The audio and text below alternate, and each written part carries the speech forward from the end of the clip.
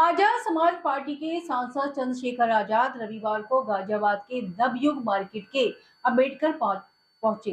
जहां उन्होंने एक विशाल जनसभा को संबोधित किया। इस दौरान गाजियाबाद पेरेंट्स एसोसिएशन ने आरटीई के गरीब बच्चों के दाखिलों और इन बच्चों की शिक्षा कक्षा 8 से बढ़ाकर कक्षा 12 तक करने की आवाज सदन में उठाने के लिए उन्हें ज्ञापन सौंपा। जीपे के अध्यक्ष सीमा त्यागी और सचिव अनिल सिंह ने बताया कि हम निजी स्कूलों द्वारा किताब, कॉपी, स्टेशनरी, यूनिफॉर्म, जूते, मोजे एवं मोटी फीस के नाम पर की जा रही अंधाधुंध लूट पर अंकुश लगाने और प्रदेशों में आरटीई के तहत गरीब बच्चों के दाखिलों की आवाज उठाने के लिए सभी पार्टियों का दरवाजा खटखटा रहे हैं। इसी कड़ी में शिक्षा के सहम मुद्दे को सदन में उठाने के लिए संस्था ने सांसद चंद्रशेखर आजाद को ज्ञापन सौंपा। सांसद चंद्रशेखर आजाद ने मंच से अपने उद्बोधन में संस्था पदाधिकारियों को आश्वस्त किया कि वो गरीब बच्चों के दाखिलों की शिक्षा से जुड़े मुद्दे को पुरजोर तरीके से सदन में उठाकर प्रदेश के गरीब और आर्थिक रूप से कमजोर बच्चों को शिक्षा का मौलिक अधिकार दिलाएंगे।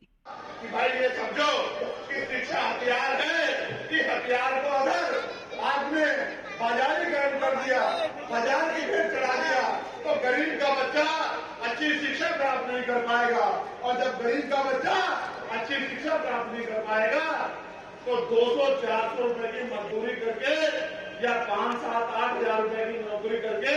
वो अपने घरों के हालात नहीं बदल सकता है। वो अपने टूटे हुए घर को पाई बचा के भी वो कभी अपनी मां को हवाई जहाज का सफर नहीं करा सकता है। वो कभी अपनी बहन को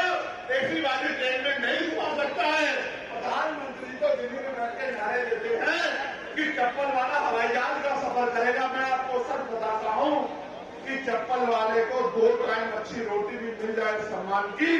ये भी अब उत्तर प्रदेश में और देश में मुश्किल हो चुका है। इसलिए मैंने मांग उठाई थी कि अगर बदलाव चाहते हो तो फिर करो, कि राष्ट्रपति हो, प्रधानमंत्री हो, विधायक हो, मंत्री हो, मुख्यमंत्री हो, राज्यपाल हो या कोई भी ऐसा व्यक्ति जिसको सरकारी शिक्षा मिली है, सुरक्षा मिली है, सुविधा मिली है या उसको आर्थिक मदद होती है, चाहे वो क्लास 1 का अधिकारी हो या क्लास 4 का अधिकारी हो, चाहे वो डीएम एसएसपी हो या एसडीएम एडीएम हो या दरोगा सीओ हो या कोई और अधिकारी हो, सबके बच्चों को सरकारी स्कूल में पढ़ाने की इजाजत देनी चाहिए और कानून बना देना चाहिए कि सरकारी अधिकारी, कर्मचारी, नेताओं के बच्चे सरकारी स्कूल में पढ़ेंगे। आप देखो, महसूस करके अपने दिल पे आ करके महसूस करो, एक ही क्लास में मुख्यमंत्री का बेटा बैठा होगा, उसकी बराबर वाली टेबल पे मजदूर का बेटा बैठा होगा, उसके बराबर वाली टेबल पे